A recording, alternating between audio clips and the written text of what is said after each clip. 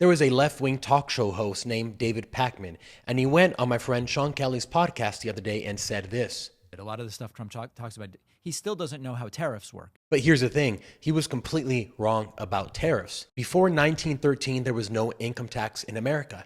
All the money the government made was from tariffs.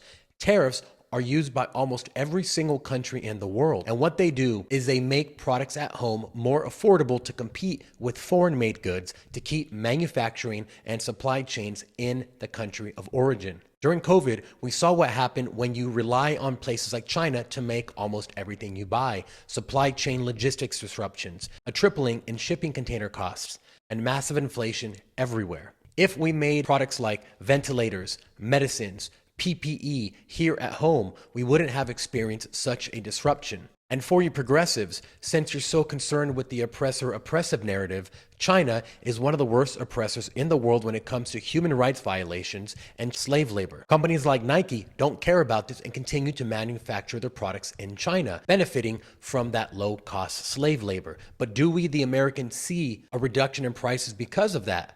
No. In fact, Nike last year made 44% profit margin, but did we see a decrease in prices because of that? No. In fact, Nike shoes still cost hundreds of dollars. So we're not benefiting from a lower cost of production. So what is it? In 2017, Donald Trump put forth a ton of tariffs on foreign goods. And oddly enough, even though Kamala Harris and the Democrats are against tariffs, President Joe Biden left almost all of those tariffs in place, and not only that, but actually increased tariffs and introduced new tariffs on other items. So if it was so bad, why did Joe Biden leave Donald Trump's tariffs in place? China not only violates human rights by instituting slave labor in their country, it is also the #1 polluter in the entire world at about 33%. So if you care about climate change, then you would be against manufacturing products in a country that is the world's largest emitter and that does not care about reining in or curbing their emissions. And when tariffs make American products more affordable, this means more jobs for Americans in companies that are in America. It means a stronger supply chain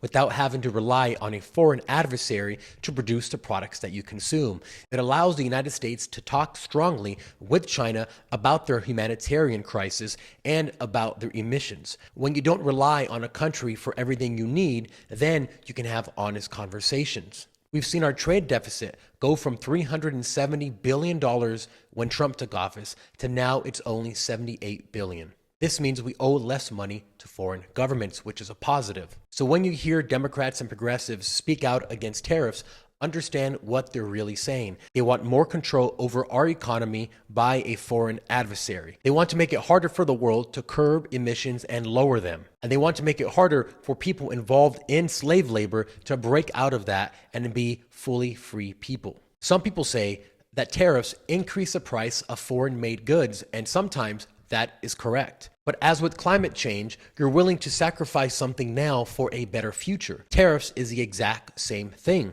We may sacrifice with certain foreign products being more expensive in the short term, but in the long run, we bring the manufacturing base back to the United States, create more jobs, create a better national security at home, self-reliance instead of relying on foreign governments, and a whole range of other things. So the next time you hear someone else come out and say tariffs are bad, understand what they are really saying.